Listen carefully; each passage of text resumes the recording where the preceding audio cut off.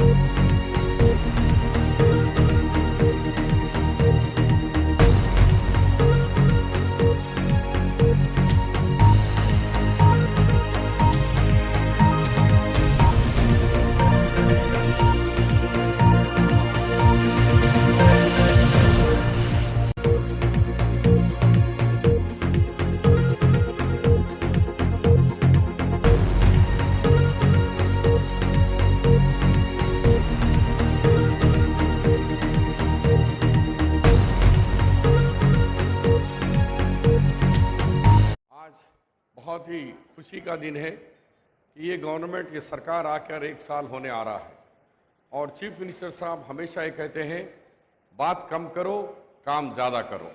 ये हमारे संजय गांधी जी कहते थे, हमारे लीडर, कम बात ज़्यादा काम।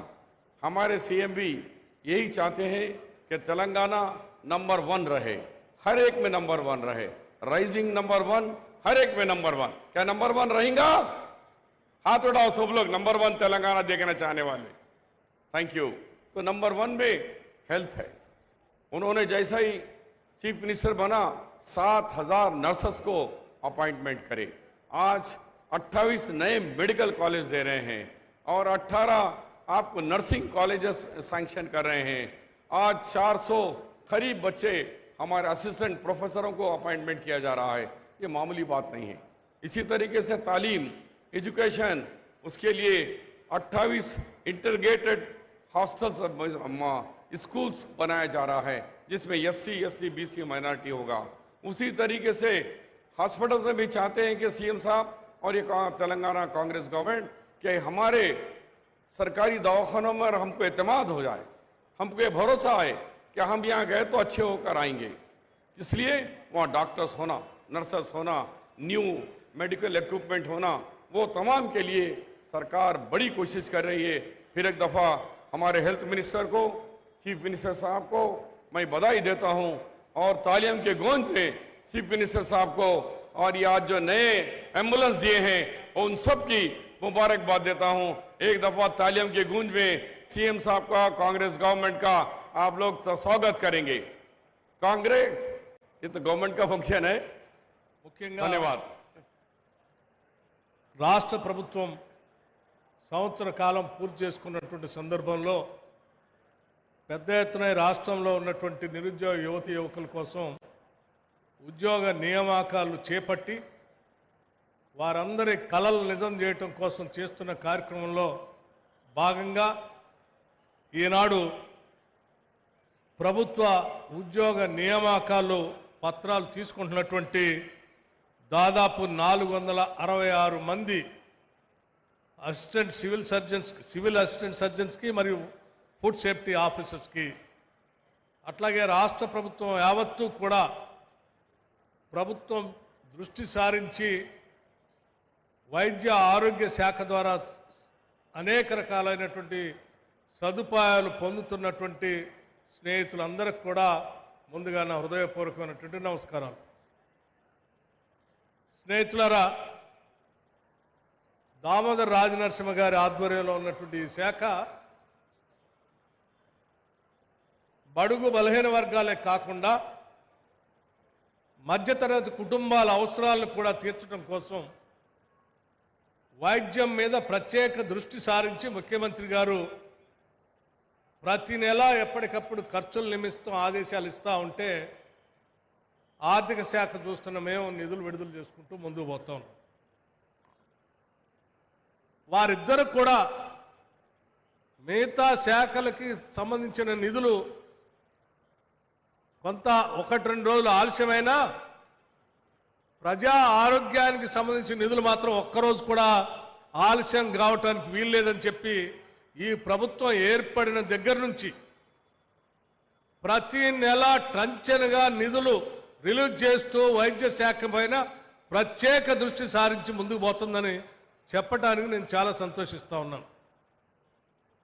గ్రామీణ ప్రాంతం నుంచి వచ్చినటువంటి వ్యక్తిగా ప్రభుత్వ వైద్యశాలల్లో వైద్యాలు చేపించుకునేటువంటి ప్రజల కష్టసుఖాలు తెలిసినటువంటి వ్యక్తిగా ఈ ప్రభుత్వం చేస్తున్నటువంటి నిర్ణయాల్ని నిజంగా పేద ప్రజలు, మధ్యతరగతి కుటుంబాలు, గ్రామీణ ప్రాంత ప్రజలందరూ కూడా మనస్ఫూర్తిగా ఆహ్వానించడమే కాకుండా అభినందించాల్సినటువంటి అవసరం కూడా ఉందని నేను చాలా స్పష్టంగా భావిస్తూ ఉన్నాను. ఎందుకనంటే గ్రామీణ ప్రాంతాల్లో కానీ, పేదవాళ్ళు కానీ, మధ్యతరగతి కుటుంబాలకు సంబంధించినటువంటి వాళ్ళు కానీ, ఆయా కుటుంబాల్లో ఏదైనా అనారోగ్యానికి గురైతే వైద్యం చేపిస్తే బతుకుతాడని తెలిసి కూడా చేపించలేనటువంటి స్తోమత వాళ్ళకి అనుకూలించకపోవటం వల్ల ఆ చెట్టుకో పుట్టకో దండం పెడుతూ ఆ దేవుడు నువ్వే రక్షించాలని నేను వైద్యం చేపించలేకపోతా ఉన్నాను, చేపిస్తే బతుకుతాడని తెలిసి కానీ నా దగ్గర ఆర్థిక సదుపాయం లేదని చెప్పి ఆ చెట్టుకో పుట్టకో దండం పెట్టేటువంటి పరిస్థితుల నుంచి ఏం ఇబ్బంది పడాల్సిన అవసరం లేదు. సంవత్సరానికి 10 లక్షల రూపాయల వరకు అయినా సరే, ఖర్చు అయినా సరే, రాజీవ్ ఆరోగ్యశ్రీ ద్వారా మేము వైద్యం చేపించి నేను బతికించుకోగలం అనే నమ్మకాన్ని ఈ రాష్ట్ర ప్రభుత్వం అధికారంలోకి రాగానే 10 లక్షల వరకు రాజీవ్ ఆరోగ్యశ్రీ కార్యక్రమాన్ని పెంచి అమలు చేస్తూ ముందుకు పోతూ ఉన్నాం. అందుకే ఈరోజు రాష్ట్రంలో ఉన్నటువంటి పేద మధ్యతరగతి కుటుంబాలకు సంబంధించినటువంటి వాళ్ళందరూ కూడా చాలా సంతోషంగా, ధైర్యంగా కూడా జీవించగలుగుతూ ఉన్నారు. దాని తోడు ప్రభుత్వానికి సంబంధించినటువంటి ఆసుపత్రులన్నింటినీ కూడా ఎక్విప్మెంట్ బాగా ఇచ్చి, మందులు టంచన్గా ఇచ్చి, అక్కడ పనిచేస్తున్నటువంటి వైద్యులకు జీతాలు ఇచ్చి, పనిచేస్తున్నటువంటి పోస్ట్ గ్రాడ్యుయేట్ స్టూడెంట్స్కి స్టైఫండ్ కూడా ఇస్తూ ఈ ప్రభుత్వం వైద్యం మీద ప్రత్యేక దృష్టి సారించి ముందుకు పోతుంది అని చెప్పడానికి సంతోషించడమే కాదు, గర్విస్తా ఉన్నాం. ఈరోజు ఒక్కటేసారి దాదాపు 250 అంబులెన్స్లు ఫ్లాగ్ ఆఫ్ చేసి రాష్ట్ర అవసరాల కోసం ఈరోజు ముఖ్యమంత్రి గారు ఫ్లాగ్ ఆఫ్ చేసి పంపించారు. గత 10 ఏళ్ళు ఆరోగ్యశ్రీని పట్టించుకోలే, ప్రభుత్వ దవాఖానాలను పట్టించుకోలే, మందుల బిల్లులను పట్టించుకోలే, హాస్పిటల్లో రిక్రూట్మెంట్ చేయలే, డాక్టర్ రిక్రూట్మెంట్ గురించి ఆలోచన చేయలే, నర్సింగ్ స్టాఫ్ గురించి ఆలోచన చేయలేదు. ఏమీ చేయకుండా ప్రజా వైద్యాన్ని గాలికి వదిలేసినటువంటి టీఆర్ఎస్ పార్టీ 10 సంవత్సరాలు పరిపాలన చేసి ఈరోజు తగుదనమ్మ అని బజారు రోడ్డు మీదకి వచ్చి అడ్డగోలుగా మాట్లాడుతూ ఉన్నారు. నేను అడుగుతా ఉన్నాను, మీరు దాదాపు 10 సంవత్సరాలు ఈ రాష్ట్రాన్ని పరిపాలన చేశారు. ఇంకో ఆయన భారతీయ జనతా పార్టీ పేరు మీద కేంద్రంలో 10 సంవత్సరాలు పైబడి పరిపాలన చేసుకుంటూ వచ్చారు. కేవలం పట్టుమని 1 సంవత్సరం కూడా మేము పూర్తి చేసుకోలేదు. ఈ సంవత్సర కాలంలోనే దాదాపు 6 నెలలు పార్లమెంట్ ఎన్నికల పేరు మీద, లేకపోతే ఇంకో ఎలక్షన్ కోడ్ మీదనే అయిపోయింది. అంతేకాదు, మీరు తీసుకొచ్చిన 7.5 లక్షల కోట్ల అప్పుకి వడ్డీలు కట్టడానికి సమయం, ఆ అప్పు తీర్చడానికి కావాల్సిన భారం, ఇవన్నీ మా మీద పడ్డాయి. అయినా కూడా ఎక్కడా వెరవకుండా ప్రజల కోసం పనిచేయాలనే ఆలోచనతో ఈ రాష్ట్ర ప్రభుత్వం ముందుకు పోతా ఉంటే చూసి తట్టుకోలేక, సంవత్సరం కూడా అధికారం లేకుండా ఉండలేక రోడ్డు మీదకి వచ్చి అడ్డగోలుగా మాట్లాడుతూ ఉన్నారు. నేను అడుగుతా ఉన్నాను భారతీయ జనతా పార్టీ సంబంధించిన నాయకత్వాన్ని కూడా, మీరు ఎన్నికల కంటే ముందు చాలా వాగ్దానాలు చేశారు. సంవత్సరానికి 2 కోట్ల ఉద్యోగాలు ఇస్తామని చెప్పారు. 10 సంవత్సరాలు దాటిపోయింది.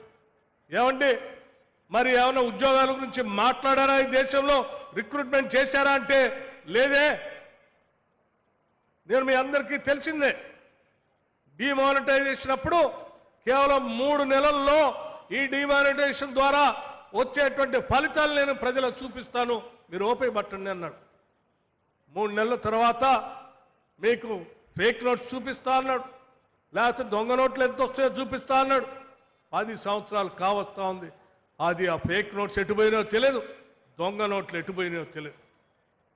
ప్రతి పేదవాడి అకౌంట్లో 15 లక్షల రూపాయలు వేస్తా అని చెప్పారు.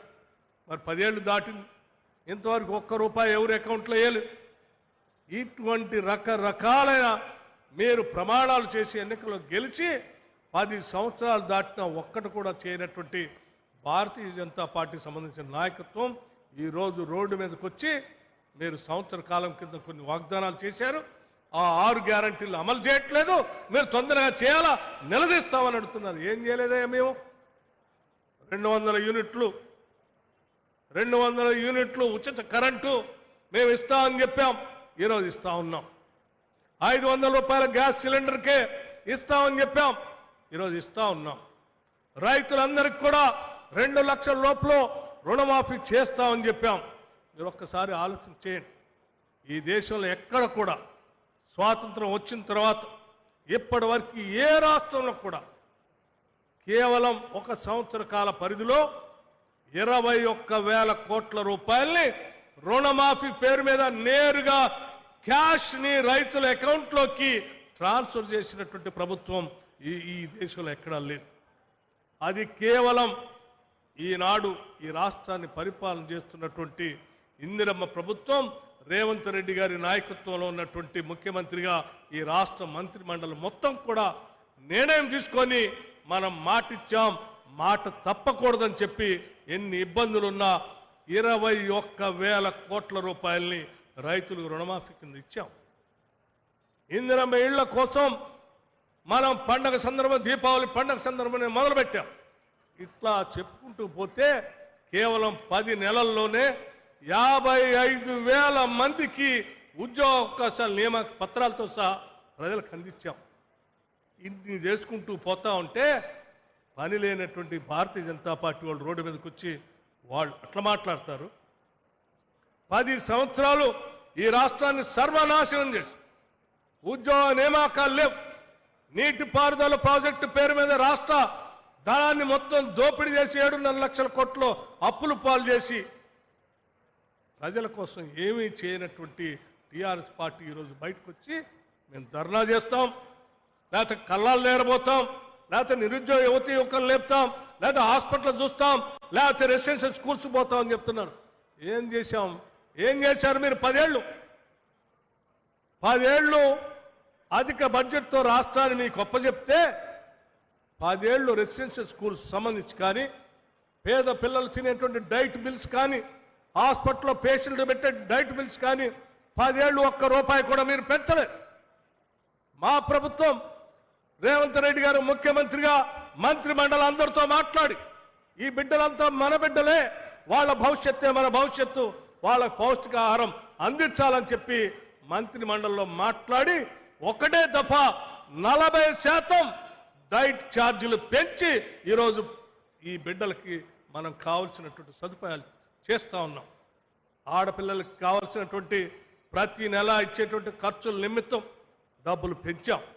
ఈ రకంగా పిల్లల కోసం ఆ డైట్ ఛార్జెస్ పెంచడమే కాకుండా ఇక్కడ చదువుకున్నటువంటి విద్యార్థులు ఒక అద్భుతమైనటువంటి ఇంటిగ్రేటెడ్ రెసిడెన్షియల్ స్కూల్స్ కట్టాలని 5,000 కోట్ల రూపాయలతో ఈ రాష్ట్రంలో ఒకటేసారి 30 స్కూల్స్ మొదటి దఫా, ఆ తర్వాత ఇంకొక 30 స్కూల్స్ని కూడా మొదలుపెట్టి ముందుకు పోతున్నటువంటి ఏకైక ప్రభుత్వం ఈరోజు ఇందిరమ్మ ప్రభుత్వం అని చెప్పడానికి నేను గర్విస్తూ ఉన్నాను.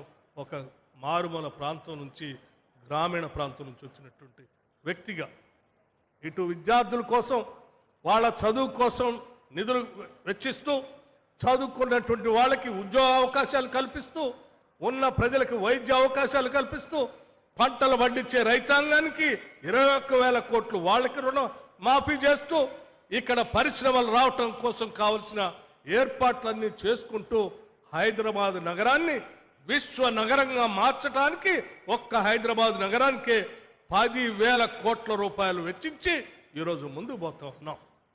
హైదరాబాద్ నగరంతో పాటు వరంగల్ నగరానికి ఒక్కసారి ఆలోచన చేయండి.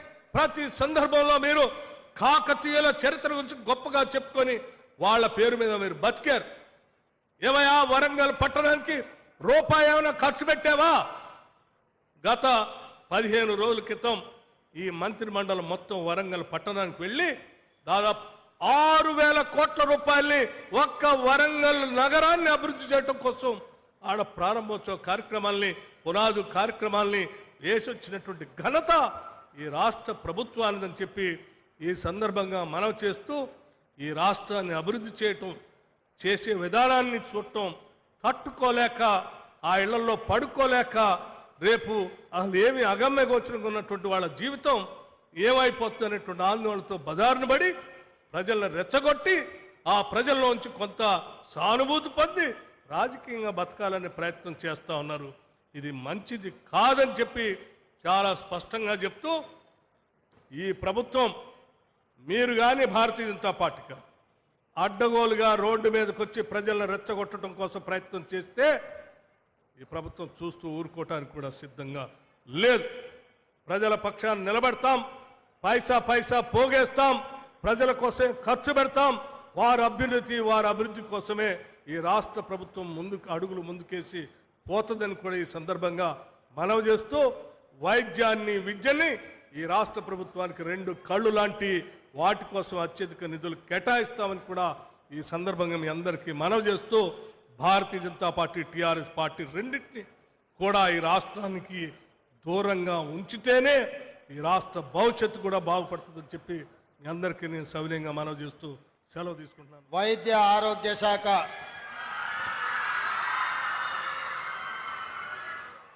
ఆధ్వర్యంలో మిత్రులు పెద్దలు బై క్వాలిఫికేషన్ వారు ఇంజనీర్ బై నేచర్ డాక్టర్గా ఈ శాఖను నిర్వహిస్తూ సుదీర్ఘ కాలంగా ఈ శాఖలో పేరుకపోయిన సమస్యల్ని పరిష్కరిస్తూ ఈరోజు ఇంత మంచి కార్యక్రమాన్ని ఏర్పాటు చేసిన వైద్య ఆరోగ్య శాఖ మంత్రివర్యులు దామోదర్ రాజనరసింహ గారి అధ్యక్షతన ఈరోజు ఈ కార్యక్రమాన్ని ఏర్పాటు చేసి నాతో పాటు ఉప ముఖ్యమంత్రి వర్యులు మిత్రుడు బట్టి విక్రమార్క గారిని, హైదరాబాద్ నగర ఇన్ఛార్జ్ మంత్రివర్యులు మిత్రుడు పొన్నం ప్రభాకర్ గారిని, స్థానిక శాసనసభ్యులు మాజీ మంత్రివర్యులు దానం నాగేందర్ గారిని, అదేవిధంగా విప్ ఆది శ్రీనివాస్ గారిని, నాగరాజ్ గారిని, ఇతర శాసనసభ్యులను, ప్రభుత్వ సలహాదారులు పెద్దలు, మాజీ రాజ్యసభ సభ్యులు, పిసిసి అధ్యక్షులు కేశవరావు గారిని, వేం నరేందర్ రెడ్డి గారిని, మహమ్మద్ అలీ షబీర్ అలీ గారిని, వైద్య ఆరోగ్య శాఖకు సంబంధించిన ఉన్నతాధికారులు అందరూ ఈరోజు ప్రభుత్వ ఉద్యోగులుగా వైద్య ఆరోగ్య శాఖలో చేరబోతున్న వందలాది మంది ఈరోజు ఇక్కడికి విచ్చేసిన మిత్రులందరికీ మనస్ఫూర్తిగా నమస్కారాలు, ధన్యవాదాలు తెలియజేస్తున్నా. ఈరోజు డాక్టర్లుగా, ఫుడ్ సేఫ్టీ అధికారులుగా తెలంగాణకు సేవలు అందించడానికి, తెలంగాణ సమాజాన్ని ఆరోగ్యవంతమైన తెలంగాణగా మార్చడానికి, ఈరోజు బాధ్యత చేపట్టడానికి వచ్చిన మీరు, మీ కుటుంబ సభ్యులు, అదేవిధంగా దాదాపుగా 200 పైచిలకు అంబులెన్స్లను ఈరోజు తెలంగాణ జాతికి అంకితం చేసి, అదేవిధంగా ట్రాన్స్జెండర్లకు సంబంధించిన ఆసుపత్రులను ఏర్పాటు చేయడమే కాకుండా 16 నర్సింగ్ కాలేజీల ప్రారంభోత్సవం, 28 పారామెడికల్ కాలేజీల ప్రారంభోత్సవం, ముఖ్యమైన కార్యక్రమాలన్నిటిని కూడా ఇందిరమ్మ రాజ్యంలో ప్రజాప్రభుత్వం ఏర్పడి మొదటి సంవత్సరం పూర్తి చేసుకుంటున్న సందర్భంలో ఈ పండుగ కార్యక్రమాన్ని మనమందరము ఏర్పాటు చేసుకోవడం జరిగింది. ఇక్కడికి విచ్చేసిన మిత్రులారా, తెలంగాణ రాష్ట్రంలో గత 10 సంవత్సరాలలో జరిగిన నిర్ణయాలు, నడిచిన విధానం మీరు కళ్ళతో చూసింది. గత ప్రభుత్వంలో జరిగిన నిర్ణయాల గురించి నేను ఎక్కువ మాట్లాడదలుచుకోలేదు. కానీ ఈ ప్రజాపాలన ఏర్పడి మొదటి సంవత్సరం పూర్తి చేసుకుంటున్న సందర్భంలో ముఖ్యంగా తెలంగాణ రాష్ట్ర ప్రభుత్వం యొక్క ప్రాధాన్యత విద్య, వైద్య రంగం అని, విద్యకు సంబంధించిన నిర్ణయాలు కానీ, అదేవిధంగా వైద్య ఆరోగ్య శాఖలో మన ప్రభుత్వం చేపట్టిన నియామకాల గురించి ఈరోజు మనం చర్చించుకోవాల్సిన అవసరం ఉన్నది. ప్రధానంగా పారామెడికల్ సిబ్బంది నుంచి మొదలు పెడితే 7,750 మందిని అధికారంలోకి వచ్చిన తొలి నాళ్లలోనే ఎల్బీ స్టేడియంలో వాళ్ళకు నియామక పత్రాలు అందజేసి సుదీర్ఘ కాలంగా 1 దశాబ్ద కాలం నియామకాలు లేకపోవడం వల్ల నిరాశ నిర్లిప్తతతో ఒక దశలో కొంతమంది ఆత్మహత్యలే శరణ్యం అనుకుంటున్న సందర్భంలో ప్రజలెన్నుకున్న ప్రభుత్వం ప్రజా ప్రయోజన కార్యక్రమాలు చేపట్టాలని ఎల్బీ స్టేడియం వేదికగా 7,750 మంది వైద్య ఆరోగ్య సిబ్బందిని నియమించడమే కాకుండా ఇంకా 6,496 ఖాళీలను భర్తీ చేయడానికి పరీక్షలు పూర్తి చేసి తొందరలోనే ఇంకొక 6,500 మంది ఈరోజు వైద్య ఆరోగ్య శాఖలో నియమించాలని ఈ ప్రభుత్వం కార్యక్రమాలు తీసుకొని ముందుకు వెళ్తుంది.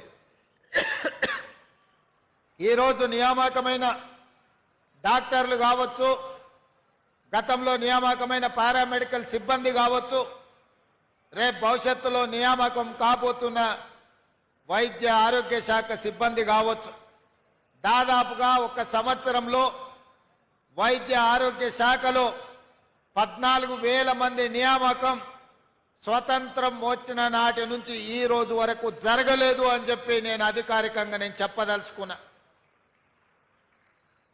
సంవత్సరం తిరిగే లోపల 14,000 నియామకాలు జరిగిన చరిత్ర ఏ రోజు కూడా లేదు.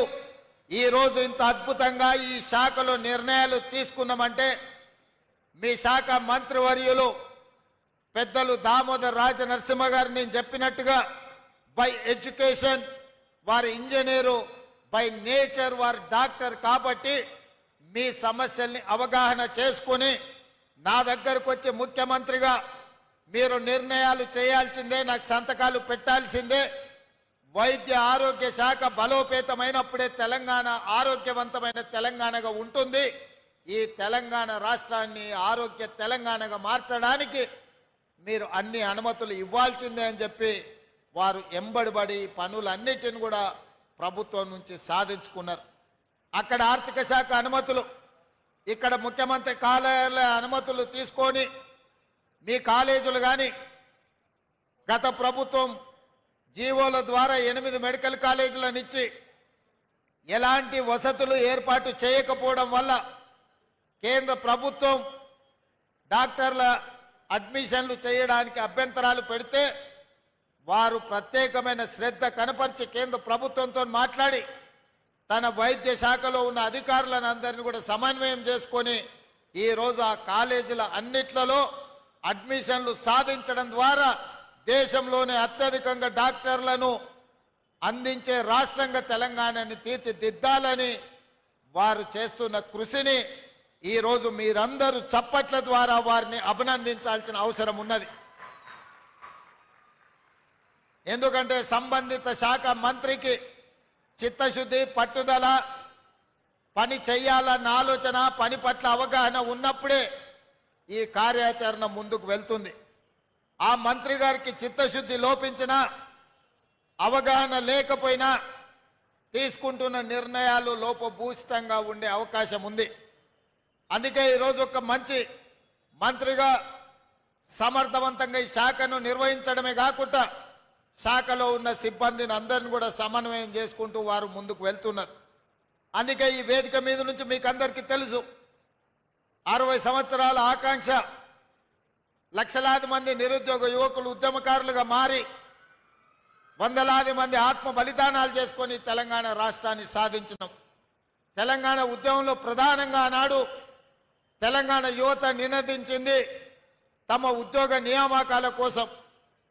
రాష్ట్రంలో ఖాళీలుగా ఉన్న ఉద్యోగ నియామకాలు, ఉమ్మడి రాష్ట్రంలో తెలంగాణకు అన్యాయం జరుగుతుందని చెప్పి తెలంగాణ యువత మొత్తం లక్షలాదిగా రోడ్ల మీదకి వచ్చి ఉద్యమ బాట పట్టి తెలంగాణ రాష్ట్రాన్ని సాధించుకున్నారు. మేమందరం ఆశించిన గత ప్రభుత్వం అధికారులకు వచ్చిన తర్వాత రాష్ట్ర ప్రభుత్వంలో ఉన్న అన్ని ఖాళీలను శాఖల వారీగా సమీక్షించి అన్ని శాఖలలో ప్రభుత్వ ఉద్యోగ ఖాళీలను భర్తీ చేస్తారని, కానీ 10 సంవత్సరాలల్లా భర్తీ చేయకపోను నోటిఫికేషన్లు ఇస్తే ప్రశ్నాపత్రాలు జిరాక్స్ సెంటర్లలో అమ్ముకునే పరిస్థితి. అది గ్రూప్ 1 కావచ్చు, గ్రూప్ 2 కావచ్చు, గ్రూప్ 3 కావచ్చు, గ్రూప్ 4 కావచ్చు, లేకపోతే టీచర్ల నియామకాలు కావచ్చు, పోలీస్ సిబ్బంది నియామకాలు కావచ్చు, పారామెడికల్ సిబ్బంది నియామకాలు కావచ్చు.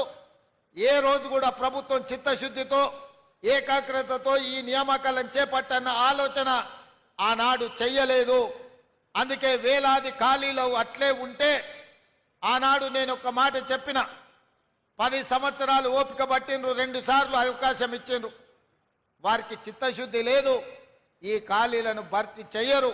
అందుకే కుర్చీలలో కూర్చున్న వాళ్ళ ఉద్యోగాలను ఖాళీ చేయిస్తే వాళ్ళ ఉద్యోగాలు ఊడగొడితే మీ ఉద్యోగాలు వస్తాయని ఆనాడు నేను చెప్పడం జరిగింది. ఆ మాటను నమ్మి విశ్వసించి ఆ కుటుంబంలో ఉన్న వాళ్ళను ఉద్యోగాల నుంచి మీరు బర్తరఫ్ చేసినందుకు, మీరు ఉద్యోగాల నుంచి వాళ్ళని రిమూవల్ ఆర్డర్ ఇచ్చినందుకు ఎంబడే వచ్చిన కొద్ది రోజుల్లోనే మీ ఉద్యోగ నియామక పత్రాలు మీ చేతికి వచ్చినాయి. ఈ రోజు ఈ వేదిక మీద నుంచి అధికారికంగా ఈరోజు నేను మీ ముందు గర్వంగా నేను చెప్పదలుచుకున్నా, 1947 15 ఆగస్టు భారతదేశంలో కావచ్చు, సెప్టెంబర్ 17 1948 నుంచి ఏ ఒక్క సంవత్సరంలో ఈ 75 సంవత్సరాల స్వతంత్ర భారతదేశంలో ఒక రాష్ట్రం ఒక్క సంవత్సరం లోపల ప్రభుత్వ ఉద్యోగాలు 50,000 పైన నియామకాలు చరిత్రలో జరగలేదు.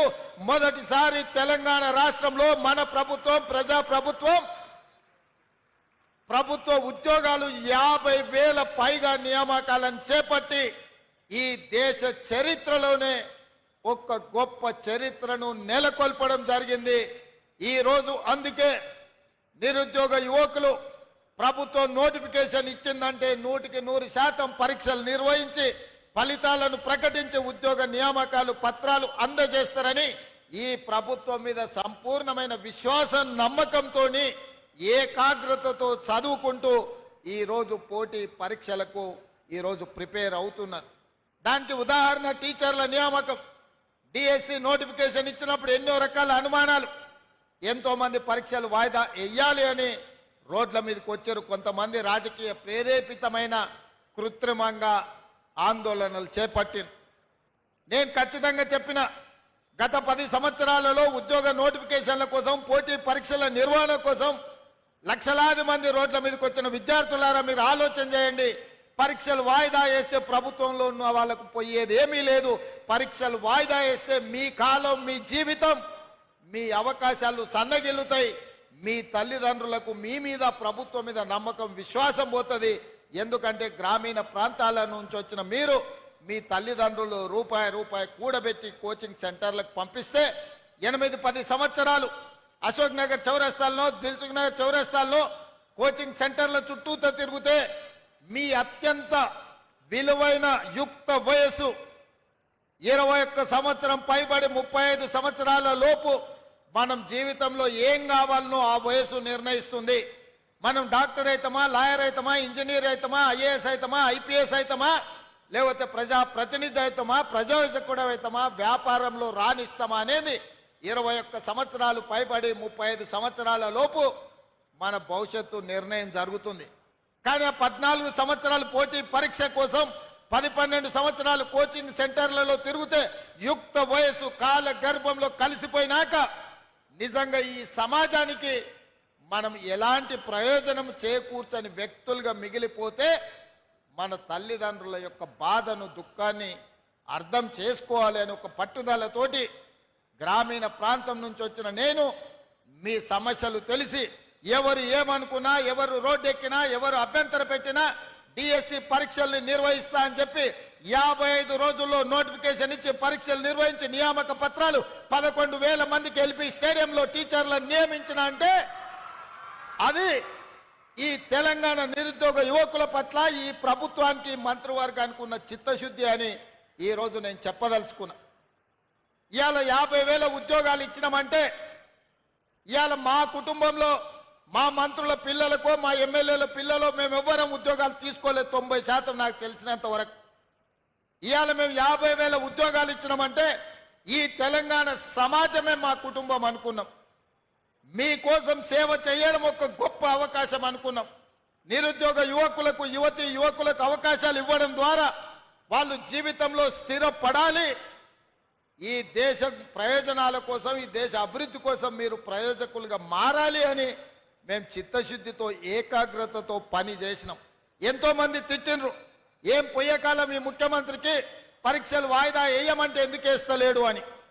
నేను ఒకటే నిర్ణయించుకున్నా, వాయిదాలు వేస్తే లక్షలాది మంది నిరుద్యోగ యువకులు కోచింగ్ సెంటర్ల చుట్టూ తిరుగుతూనే తల్లిదండ్రులకు భారం అవుతారు.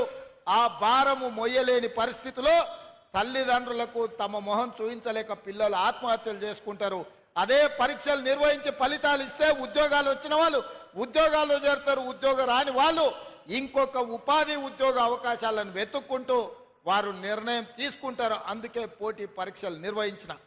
ఇదే కాదు, ఈరోజు గ్రూప్ 1 జరిగినప్పుడు కూడా గ్రూప్ 1 పరీక్షలు వాయిదాలు వేయాలని మన ప్రభుత్వం ఇచ్చిన జీవోలలో కోడిగుడ్డు మీద ఈకలు పీకినట్టు పీకాలని, తప్పులు పట్టాలని హైకోర్టు నుంచి సుప్రీంకోర్టు వరకు అన్ని దగ్గరలకు పోయినారు. ఎక్కడ కూడా వాళ్ళ వాదన కోర్టులు సమర్థించకపోను తిరస్కరించి పరీక్షలు నిర్వహించమన్నారు. లక్షలాది మంది నిరుద్యోగ యువకులు గ్రూప్ 1 పరీక్షలకు ప్రిపేర్ అవుతుంటే పరీక్షలు నిర్వహించమని ధర్నాలు చేసిన వాళ్ళు పరీక్షలు వద్దు అని కృత్రిమమైన ధర్నా, ఒక రాజకీయ పార్టీ ప్రేరేపించిన ధర్నా చేస్తే నథింగ్ డూయింగ్ అని గ్రూప్ 1 పరీక్షలు నిర్వహించినాం. మెయిన్ ఎగ్జామ్స్ కూడా నిర్వహించినాం. తొందరలోనే తెలంగాణ రాష్ట్రానికి 2011 తర్వాత గ్రూప్ 1 పరీక్షలే నిర్వహించలేదు. ఉమ్మడి రాష్ట్రంలో 2011లో గ్రూప్ 1 నియామకాలు జరిగితే ఇవాళ 2024కు వచ్చినాం. 13 సంవత్సరాల తెలంగాణ రాష్ట్రంలో గ్రూప్ 1 ఉద్యోగ అవకాశాలు నిరుద్యోగ యువకులకు రాలేదు. ఆనాటి ప్రభుత్వం 2017లో నోటిఫికేషన్ ఇచ్చినా పరీక్షలు నిర్వహించకుండా వాయిదాలు పెట్టుకుంటూ నిర్వహించిన పరీక్షలు ప్రశ్నాపత్రాలు జిరాక్స్ సెంటర్లలో అమ్ముతుంటే ఆ రోజు ఖచ్చితంగా మాట ఇచ్చిన అధికారంలోకి వచ్చిన ఎంబడే గ్రూప్ 1 పరీక్షలు నిర్వహిస్తాం, ఖాళీలను భర్తీ చేస్తామని ఇవాళ గర్వంగా నేను చెప్తున్న. తెలంగాణ పబ్లిక్ సర్వీస్ కమిషన్ సంబంధించిన ఈ రోజు రిటైర్ అవ్వబోతున్న మహేందర్ రెడ్డి గారు చైర్మన్ గా చాలా దీక్షతో ఈ పరీక్షలను నిర్వహించి ఈ రోజు మెయిన్ ఎగ్జామ్స్ కూడా కంప్లీట్ చేసిన. తొందరలోనే 563 మంది గ్రూప్ 1 అధికారులను ఈ తెలంగాణ నిర్మాణంలో భాగస్వాములను చేయబోతున్నాం. ఇవాళ ప్రక్షాళన చేసిన తెలంగాణ పబ్లిక్ సర్వీస్ కమిషన్ మా పనితనానికి ఒక గీటురాయి. చిన్న ఆరోపణ లేకుండా ఈరోజు పబ్లిక్ సర్వీస్ కమిషన్ పనిచేస్తుంది. మహేందర్ రెడ్డి గారి స్థానంలో సర్వేల్ రెసిడెన్షియల్ నుంచి ఐఏఎస్ పొందిన అతి నిరుపేద కుటుంబం నుంచి వచ్చిన ఒక ఐఏఎస్ ఆఫీసర్ బుర్రా వెంకటేశంని 3.5 సంవత్సరాలు ఇంకా ఐఏఎస్ ఉన్నా అతన్ని రోజు పబ్లిక్ సర్వీస్ కమిషన్ చైర్మన్ గా ఎందుకు వేసినా అంటే ఈ పరీక్షలను చిత్తశుద్ధితో పారదర్శకంగా నిర్వహించాలని ఒక సీనియర్ ఐఏఎస్ ఆఫీసును ఇవాళ పబ్లిక్ సర్వీస్ కమిషన్ చైర్మన్ చేసిన. గతంలో ఐపీఎస్ డీజీపీ చేసిన అధికారిని వేస్తే ఈరోజు సీనియర్ ఐఏఎస్ అధికారిని వేసిన. మేము పొలిటికల్ రీహాబిలిటేషన్ సెంటర్గా మార్చదలుచుకోలే పబ్లిక్ సర్వీస్ కమిషన్ అంటే. పబ్లిక్ సర్వీస్ కమిషన్ అనేది ఒక ఉన్నతమైన సంస్థ, ఒక ఉన్నతమైన వ్యవస్థ. అక్కడ పనిచేసే వాళ్ళకు చిత్తశుద్ధి ఉండాలి, అవగాహన ఉండాలి, చదువు పట్ల శ్రద్ధ ఉండాలి. నియామకాలు చేపట్టే వాళ్ళను ఇవాళ వాళ్ళు పోటీ పరీక్షలకు ప్రశ్నపత్రాలు తయారు చేస్తే వాళ్ళకి చదువు ఉండాలి. గతంలో పబ్లిక్ సర్వీస్ కమిషన్ మెంబర్స్ ఎవరయ్యా అంటే ఆర్ఎంపీ డాక్టర్ను పెట్టినరయా. గ్రూప్ 1 ఎగ్జామ్ నిర్వహించేటోడు ఆర్ఎంపీ డాక్టరు, డిప్యూటీ తహసీల్దారు, ఇట్లాంటి వాళ్ళను పబ్లిక్ సర్వీస్ కమిషన్ మెంబర్స్గా గతంలో వేసారు. నేను తప్పు పట్టడం లేదు, కానీ సెక్షన్ ఆఫీసర్ కలెక్టర్ని సెలెక్ట్ చేయలేడు కదా. ఒక సెక్షన్ ఆఫీసరో లేకపోతే ఒక ఆఫీస్లో ఉండే అటెండరో ఆ జిల్లా కలెక్టర్ని నిర్ణయించాలంటే అతని అవగాహన, అతని చదువు, అతనికి అన్ని రకాల అవగాహన ఉండాలి కదా. అట్లాంటి గ్రూప్ 1 పరీక్షలు నిర్వహించే పబ్లిక్ సర్వీస్ కమిషన్లో సభ్యులుగా చిన్న చిరు ఉద్యోగస్తులను రాజకీయ పునరావాస కేంద్రంగా మార్చి ఆ పార్టీ సభ్యులను నియమించడంతో పూర్తిగా భ్రష్టు పట్టుపోయి ప్రతిష్ట దెబ్బతిన్నది పబ్లిక్ సర్వీస్ కమిషన్. కానీ మన ప్రభుత్వం వచ్చినాక పబ్లిక్ సర్వీస్ కమిషన్ కంప్లీట్గా ప్రక్షాళన చేసి ఉన్నత చదువులు చదువుకున్న వాళ్ళను, ఉన్నత హోదాలు ప్రభుత్వంలో నిర్వహించిన వాళ్ళను సభ్యులుగా చైర్పర్సన్స్గా నియమించడం ద్వారా ఈరోజు ఎలాంటి ఆరోపణ లేకుండా నిర్వహించగలిగినాము అని అంటే ఈ ప్రభుత్వం యొక్క చిత్తశుద్ధిని మీ ద్వారా తెలంగాణ సమాజానికి నేను చెప్పదలుచుకున్నా. అదేవిధంగా యూనివర్సిటీలకు సంవత్సరాల కొద్ది వైస్ ఛాన్సలర్లు లేరు.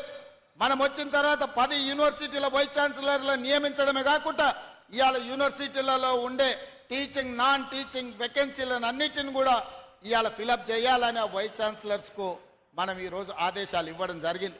నేను ఎందుకు ఈ వివరాలన్నీ మీతో పంచుకుంటున్నా అంటే గత ప్రభుత్వం ప్రతి మండలంలో 30 పడకల ఆసుపత్రి, ప్రతి నియోజకవర్గంలో 100 పడకల ఆసుపత్రి, ప్రతి జిల్లా కేంద్రంలో ఒక మెడికల్ కాలేజీని ఇస్తామని చెప్పిండ్రు. 10 సంవత్సరాలైన మండలాలలో 30 పడకలు రాలే, నియోజకవర్గాలలో 100 పడకలు రాలేదు. మెడికల్ కాలేజీలు ఇస్తే అత్తా పత్తా లేదు. బోర్డు అని ఉంది, జీవో అని ఉంది, కానీ అది ఎక్కడుందో ఎత్తుకుతే ఎక్కడ కనిపించదు. అట్లాంటి అగమ్య గోచరం నుంచి విద్యాశాఖను, వైద్య శాఖను బయటికి తీసుకొచ్చి విద్యాశాఖ స్వయంగా నేనే పర్యవేక్షిస్తూ, వైద్య ఆరోగ్య శాఖ పెద్దలు దామోదర్ రాజనరసింహ గారు పర్యవేక్షిస్తూ ఈరోజు ఈ మంచి నిర్ణయాలు తీసుకున్నాము. ఈ ప్రభుత్వం ముందుకు వెళ్తుంది. పేదలకు సేవలు అందించాలన్న లక్ష్యంతో ఈరోజు మన ప్రభుత్వం నడుస్తున్నది. నేను ఈరోజు గుర్తు చేయదలుచుకున్నా, ప్రతివాడు ఈరోజు ఆరోగ్యశ్రీ గురించి, రాజీవ్ ఆరోగ్యశ్రీ గురించి మాట్లాడుతూ, ఆనాడు ప్రభుత్వ వైద్యానికి వెళ్తే పోయినవాడు పోయినట్టే మళ్ళీ వస్తాడో రాడు అని సినిమాల్లో పాటలు పెట్టి నువ్వు నేను రాను బిడ్డో సర్కారు దవాఖానకు అని. అట్లాంటి పరిస్థితుల్లో డాక్టర్ వైఎస్ రాజశేఖర రెడ్డి గారు రాజీవ్ ఆరోగ్యశ్రీ తీసుకొచ్చి అపోలో, యశోద లాంటి కార్పొరేటు ఆసుపత్రుల్లో శ్రీమంతులు చేయించుకునే వైద్యాన్ని 2005-06 సంవత్సరంలో 2 లక్షల రూపాయలు ఉచితంగా రాజీవ్ ఆరోగ్యశ్రీ ద్వారా ప్రతి పేదవాడికి తండాలలో, గూడాలలో, మారుమూల పల్లెల్లో ఉండే దళితులు, ఆదివాసులు, గిరిజనులు, బలహీన వర్గాలు, నిరుపేదలైన మైనారిటీలకు రాజీవ్ ఆరోగ్యశ్రీని అందించానాడు. పేదవాళ్ళను ఆదుకున్న చరిత్ర కాంగ్రెస్ పార్టీ. గత ప్రభుత్వం దాన్ని దెబ్బతీస్తే మేము వచ్చిన ఎంబడే ఈరోజు రాజీవ్ ఆరోగ్యశ్రీ ద్వారా 10 లక్షల రూపాయలు ఉచిత వైద్యాన్ని ఇవాళ తెలంగాణ పేదలకు అందిస్తున్నాం. ఇవాళనే మా అధికారులు నాకు సమాచారం అందించారు. సీఎం రిలీఫ్ ఫండ్కి మొదటి సంవత్సరంలో 835 కోట్ల రూపాయలు మేము ఖర్చు పెట్టినాం. ఇది చరిత్రలోనే రికార్డు. గత ప్రభుత్వం ఏ రోజు కూడా 450 కోట్ల కంటే ఎక్కువ ఖర్చు పెట్టలేదు రాజీవ్ మన సీఎం రిలీఫ్ ఫండ్లో. కానీ ఈ 11 నెలల్లో నేను ముఖ్యమంత్రిగా పేదలకు 830 కోట్ల రూపాయలు ఈరోజు సీఎం రిలీఫ్ ఫండ్ ద్వారా పేదల వైద్యానికి అందించిన అంటే ఇదందరూ మీరు అందించిన సహకారం, మీరందరూ అండగా నిలబడబట్టే ఈ గొప్ప నిర్ణయాలు మేము చెయ్యగలిగినము. అందుకే మిత్రులారా, రాజీవ్ ఆరోగ్యశ్రీ తెచ్చిన 104, 108 అంబులెన్సులు తెచ్చిన, ఎక్కడ ప్రమాదం జరిగినా మీరు ఒక్కసారి 108కు డయల్ చేస్తే మనకు అంబులెన్సులు ఏ మూలకైనా వచ్చేటట్టుగా ఏర్పాటు చేసింది ఆనాడు కాంగ్రెస్ పార్టీ. దాన్ని ఇలా కొనసాగిస్తున్నది కూడా కాంగ్రెస్ పార్టీ అన్న సంగతి నేను ఈరోజు చెప్పదలుచుకున్నా. అందుకే ఇప్పుడు చేసింది సరిపోదు, ఇంకా చేయాల్సింది ఉంది. నియామకాలే కాకుండా మౌలిక వసతులను పెంచాల్సిన అవసరం ఉంది. మాకు తెలుసు, మా విధానం చూస్తే మీకు అర్థమవుతుంది. మొదటి సంవత్సరం మేం చేసిన పనులను చూస్తే భవిష్యత్ ఏందో మీకు అర్థమవుతుంది. అందుకే ఈరోజు ఆడబిడ్డలకు ఆర్టీసీ బస్సులో ఉచిత ప్రయాణం అందించినాం. పొన్నం ప్రభాకర్ గారు నిర్వహిస్తున్న ఆ రవాణా శాఖలో ఇప్పటికీ 1,15,00,000 మంది ఆడబిడ్డలు బస్సు ఉచిత ప్రయాణాన్ని ఉపయోగించుకుంటే 3,800 కోట్ల రూపాయలు రాష్ట్ర ప్రభుత్వం ఆర్టీసీ కార్పొరేషన్కు కట్టింది. ఆడబిడ్డలు ఈరోజు ఈ రాష్ట్రంలో అమ్మగారింటికి వెళ్ళాలన్నా, ఆలయంలో అమ్మవారిని దర్శించుకోవాలన్నా ఆర్టీసీ బస్సులో అనా పైసా ఖర్చు లేకుండా ఆడబిడ్డలు ప్రయాణం చేసే అవకాశం ఈ ప్రభుత్వం ఇచ్చింది, మీ ప్రభుత్వం ఇచ్చింది. ఇంటికెళ్ళి అమ్మని అడగండి, ఆర్టీసీ బస్సులో అనా పైసా లేకుండా ప్రయాణం చేస్తుందో లేదో. ఇక్కడున్న ఆడబిడ్డలు కూడా ఈరోజు ఉద్యోగాలు వచ్చే వాళ్ళు ఆర్టీసీ బస్ ఎక్కి ఇంటికి పోయేటప్పుడు చూడండి, ఎవరైనా మిమ్మల్ని ఒక్క పైసా అడుగుతారేమో. ఇది మా కమిట్మెంట్. ఇవాళ పేదవాళ్లకు 200 యూనిట్లు ఉచిత విద్యుత్తు, వ్యవసాయానికైనా ఉచిత విద్యుత్తు. మరి పట్టణాలలో ఉండే పేదలకు లేదా అంటే పేదవాళ్ళకు కూడా విద్యుత్తు భారం పడకుండా టీవీ పెట్టుకున్నా, ట్యూబ్ లైట్ వేసుకున్నా, ఫ్రిడ్జ్ పెట్టుకున్నా పేదవాళ్ళకి ఇబ్బంది లేకుండా 200 యూనిట్ల వరకు ఇవాళ పేదవాళ్ళకు ఉచిత వైద్యం అందిస్తున్నాం. 50 లక్షల కుటుంబాలు ఈరోజు 200 యూనిట్ల ఉచిత విద్యుత్తును ఈరోజు వాళ్ళకు అందుబాటులోకి వచ్చింది. 500 రూపాయలకు సిలిండర్ కూడా 50 లక్షల కుటుంబాలు ఈరోజు తెలంగాణ రాష్ట్రంలో వినియోగిస్తున్నారు. ఈ విధంగా రైతు రుణమాఫీ మొన్ననే పాలమూరు గడ్డ మీద రైతుల పండుగ చేసుకున్నాం. 21,000 కోట్ల రూపాయలు ఈ మొదటి సంవత్సరంలోనే. మీరందరూ రైతుల బిడ్డలు మీ ఇంటికెళ్ళి మీ నాయనని అడగండి, రైతు రుణమాఫీ జరిగిందా లేదా.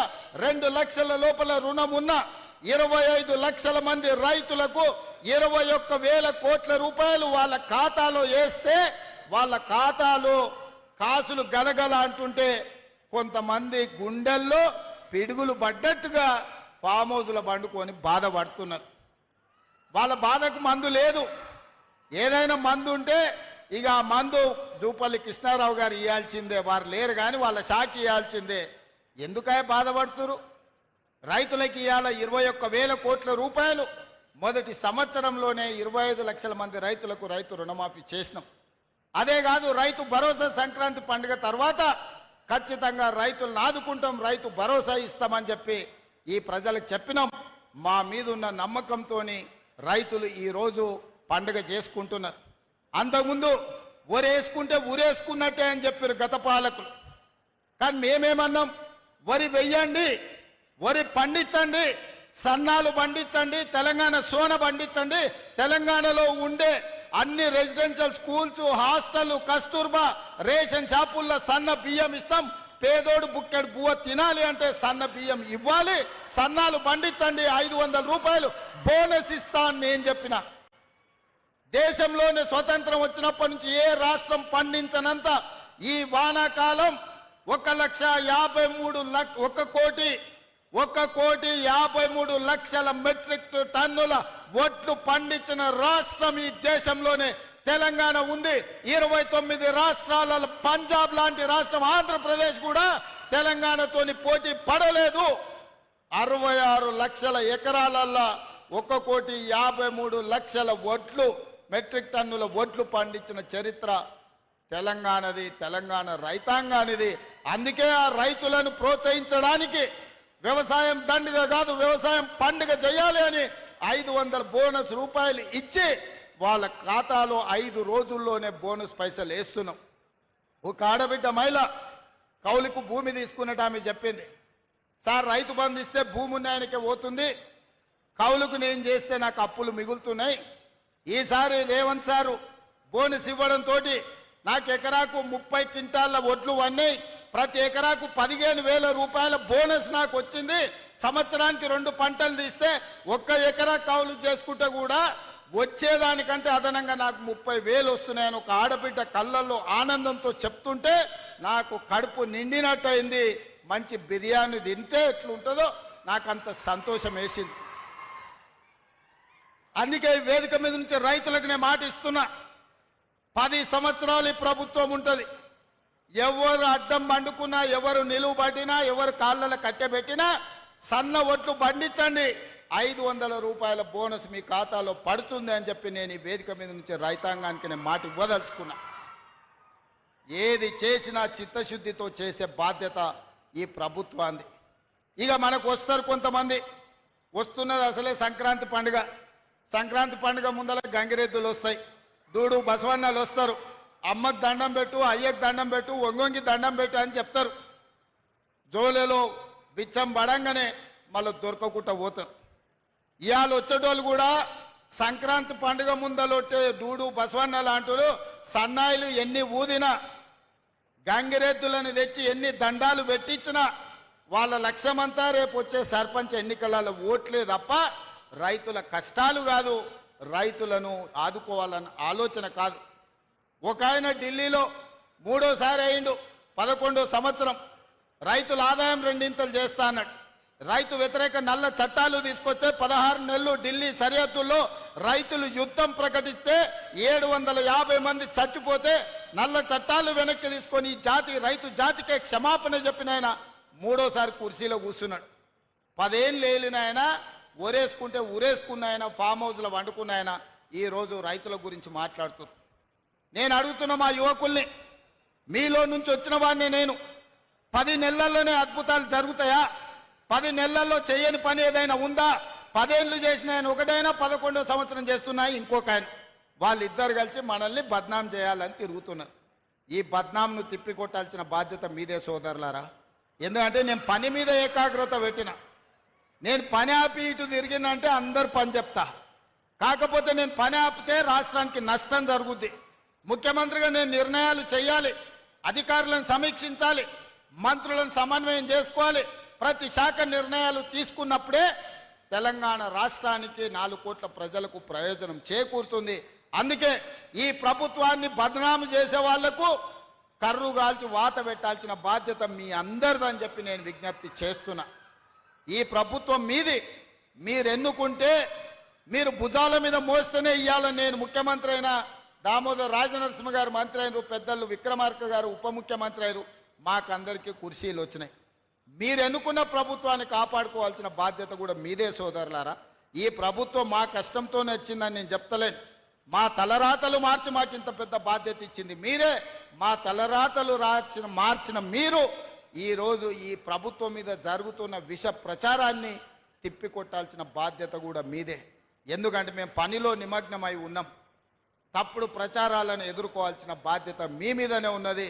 అందుకే ఈరోజు వీడికి రాకపోయినా రాష్ట్రం నలుమూలలో ఈ కార్యక్రమాన్ని చూస్తున్న శ్రేణులకు, తెలంగాణ ప్రజలకు నా విజ్ఞప్తి ఒక్కటే, ఈ మొదటి సంవత్సరం పండుగల్లో పాల్గొనండి. నేను ఒకటే మాట గత ముఖ్యమంత్రి గారిని అడగదలుచుకున్నా. 10 ఏళ్ళు ఉన్నావు, జయ జయ హే తెలంగాణ అనే గానం తెలంగాణ జాతికి నువ్వు అంకితం ఇయ్యలేకపోయినవి, ఇది ద్రోహం కాదా అని నేను అడుగుతున్నా. 10 సంవత్సరాల అధికారంలో ఉన్న నువ్వు సచివాలయంలో తెలంగాణ తల్లి విగ్రహాన్ని పెట్టాలన్న ఆలోచనే రాలేదు. బుద్ధుని పక్కన నీది పెట్టుకోవాలనుకున్నావు కానీ సచివాలయంలో తెలంగాణ తల్లి విగ్రహం పెట్టాలన్న ఆలోచన నీకు రాలేదు. 10 ఏళ్ళైనా నువ్వు పెట్టలేదు. ఇవాళ మేము పెడుతున్నాం కదా డిసెంబర్ 9 నాడు అని నేను చెప్తున్నా. అందుకే ఈరోజు తెలంగాణ ప్రజల కోరిక, తెలంగాణ ప్రజల యొక్క ఆకాంక్ష గత ప్రభుత్వం ఎప్పుడు నెరవేర్చలేదు. అది ఉద్యోగాలు కావచ్చు, లేకపోతే రైతుల సమస్య కావచ్చు, తెలంగాణ సంస్కృతిని భద్రపరచడంలో కావచ్చు, వాళ్ళ వైఫల్యం చెందినరు. వాటన్నిటినీ సరిదిద్దుకుంటూ ముందుకెళ్తున్నాం. డిసెంబర్ మహిళలకు సంబంధించి వరంగల్లో కార్యక్రమం చేసుకున్నాం, రైతులకు సంబంధించి మహబూబ్ నగర్లో కార్యక్రమం చేసుకున్నాం, నిరుద్యోగ యువకులు విద్యార్థులకు సంబంధించి రేపు పెద్దపల్లిలో చేసుకోబోతున్నాం 4 తారీఖు నాడు. అదేవిధంగా 7, 8, 9 నాడు తెలంగాణ రాష్ట్ర అవతరణ ఉత్సవాలే కాదు, మొదటి సంవత్సర విజయోత్సవాలను ఈ ట్యాంక్ బండు, ఈ సచివాలయం, ఈ ప్రాంతం అంతా రంగరంగ వైభవంగా మనం నిర్వహించుకోబోతున్నాం.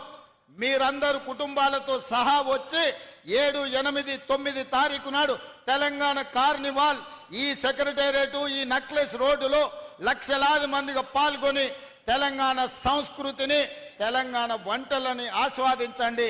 తెలంగాణ సంస్కృతిని పునరుద్ధరించుకుందాం.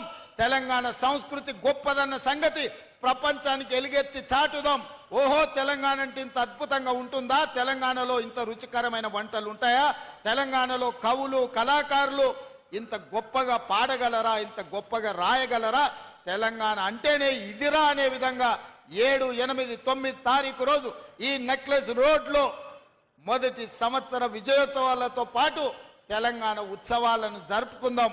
డిసెంబర్ 9 నాడు తెలంగాణ తల్లిని మన జాతికి అంకితం చేద్దామని మీ అందరికీ తెలియజేస్తూ మీ అందరి దగ్గర సెలవు తీసుకుంటున్న మిత్రులారా, ధన్యవాదాలు.